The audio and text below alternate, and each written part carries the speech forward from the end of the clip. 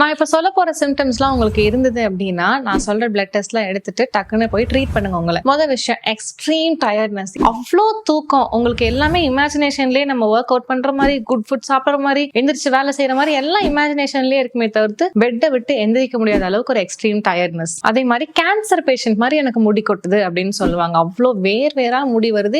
ஏன் வருதுன்னு எனக்கு தெரியலன்னு சொல்றது. And hyper pigmentation. நான் கலர் ரொம்ப டல் ஆகுறேன் அப்படின்னு சொல்லுவாங்க. ஒரு ஆண் தோற்றம் எனக்கு அப்படியே ஃபேஸே மாறிடுச்சு. நான் ஒரு 10 இயர்ஸ் பேக் நான் வேற மாதிரி இருந்தேன். அப்புறம் இப்ப பார்த்தோம்னா என் ஃபேஸே உருவமே மாறிடுச்சுன்னு நிறைய பேர் சொல்றாங்க. ஒரு 6 மாசத்துல 15 கிலோ போட்டேன், இல்லைன்னா 6 மாசத்துல 10 கிலோ இழைச்சேன் இப்படிங்கிற மாதிரி சிம்டம்ஸ். அப்புறம் கான்ஸ்டிபேஷன். 2 நாளைக்கு ஒரு தடவை தான் மோஷன் போறேன், அப்படி இல்ல 3 நாளைக்கு ஒரு தடவை தான் மோஷன் போறேன். இதெல்லாம் எதோட சிம்டம்ஸ் தெரியுமா? தைராய்டோட சிம்டம்ஸ். இந்த மாதிரி சிம்டம்ஸ் இருந்துச்சு அப்படின்னா டக்குன்னு போய் ஒரு HB-யும் T3 T4 TSH அதுக்கப்புறம் உங்களோட டாக்டர்ஸ் கொடுக்குற ஒரு சில பிளட் ரிப்போர்ட்ஸ் எல்லாம் எடுத்துட்டு இம்மீடியட்டா செக் பண்ணுங்க. இந்த மாதிரி சிம்டம்ஸை ஃப்ரீயா விடாதீங்க.